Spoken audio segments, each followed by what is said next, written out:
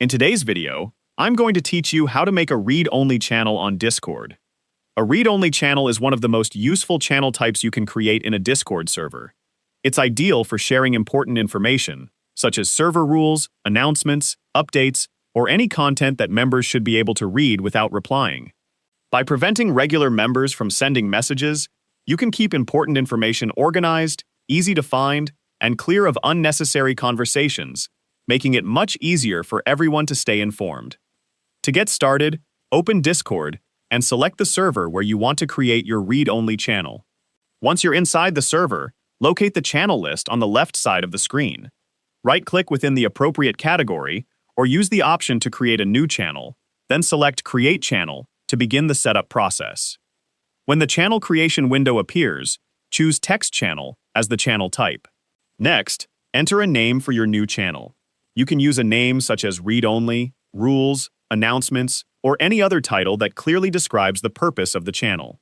Once you've entered the name, click Create Channel to add it to your server. Now that the channel has been created, the next step is to adjust its permissions so members can read messages but won't be able to send any. Find your newly created channel in the channel list, then click the Edit Channel gear icon located beside the channel name. This opens the settings page specifically for that channel. Inside the channel settings, select the Permissions section. Scroll down until you reach the Text Channel Permissions area, where you'll find a variety of settings that control what members can do inside the channel. Locate the Send Messages permission and click the red X beside it to deny that permission for members who inherit these default settings. After making that change, be sure to click Save Changes at the bottom of the screen. Saving your changes is an important step because the updated permissions won't take effect until they're applied.